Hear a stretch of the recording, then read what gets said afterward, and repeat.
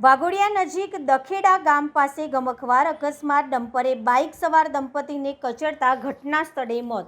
વડોદરા જિલ્લાના વાઘોડિયા તાલુકામાં વધુ એક ગોજારો માર્ગ અકસ્માત સર્જાયો છે। દખેડા ગામ નજીક ડમ્પરની અડફેટે આવતા બાઇક પર જઈ રહેલા પતિ પત્નીનું ઘટના સ્થળે કરુણ મોત નીપજતા સમગ્ર પંથકમાં શોકની લાગણી પ્રસરી ગઈ છે। પ્રાપ્ત માહિતી અનુસાર દંખેડા ગામના રહેવાસી પતિ પત્ની બાઇક પર દંખેડાથી વાઘોડિયા તરફ જઈ રહ્યા હતા। આ દરમિયાન રસ્તા પર એક ડમ્પરે તેમની બાઇકને અડફેટે લીધી હતી। અકસ્માત એટલો ભયાનક હતો કે બાઇક ડમ્પર નીચે ફસાઈ ગઈ હતી અને દંપતીને ગંભીર ઇજાઓ પહોંચતા બંનેના ઘટના સ્થળે જ કરુણ મોત નીપજ્યા હતા। અકસ્માતની જાણ થતાં આસપાસના લોકો મોટી સંખ્યામાં ઘટના સ્થળ પર દોડી આવ્યા હતા। ઘટનાના પગલે દખેડા રોડ પર ભારે ભીડ એકત્રિત થઈ ગઈ હતી અને સમગ્ર વિસ્તારમાં ચકચાર મચી ગઈ હતી।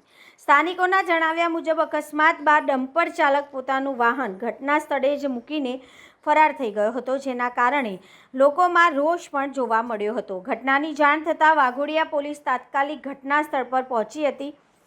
પોલીસે ડમ્પર નીચે ફસાયેલા દંપતીના મૃતદેહોને બહાર કાઢવાની કાર્યવાહી હાથ ધરી હતી અને પોસ્ટમોર્ટમ માટે હોસ્પિટલ ખાતે ખસેડ્યા હતા।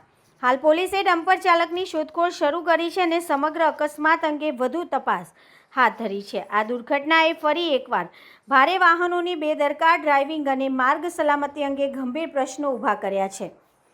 દખેડા ગામમાં આ દુર્ઘટનાના સમાચાર મળતા શોકનો માહોલ છવાઈ ગયો છે અને મૃતક દંપતીના પરિવારજનો પર આભ ફાટી પડી હોય તેવી સ્થિતિ સર્જાઈ છે। મારા ભાઈ ને ભાભી વાઘોડે જતા હતા અને રસ્તામાં આ ટરવાવાળા પાછળથી ગાડી ચડાવી દીધી। કઈ જગ્યા પર આ બનાવ બન્યો છે? આ કેનાલ તવરા અને દંખેડાની વચ્ચે। એટલે હોની ગાડી છે ભાઈ? આ ભાઈ માટીની ગાડી છે। કઈ ગાડી ચાલે છે? આ ઘોડાદરા સીમમાં ચાલે છે। અને જે મૃત્યુ પામ્યા છે કોણ છે તમારા? મારા ભાઈ ને ભાભી છે। કઈ જતા હતા? વાઘોડે જતા હતા। અને આ માટી ભરેલી ગાડી કે પાછી ગઈ? એ આવે વાઘોડે બાજુ જતી હતી। આ મૃત્યુ પામ્યાનું નામ શું છે? ચંદ્રકાંત। કેટલી ઉંમર છે એમની હશે 35ની ઉપર હશે। તમારે ક્યાંથી ભરેને ક્યાં હાથલો 35ની મારા ભાભીની હોય એટલી જ હશે ઉંમર। શું તમારી માંગ શું છે? રજૂઆત શું છે તમારી? હવે એમના છોકરા નાના નાના છે, એમની કંઈક માંગ પૂરી કરતા હોય તો સારું હોય। એવું ને, મને ન્યાય જોઈએ, એવું કહેવાનું, ન્યાય જોઈએ।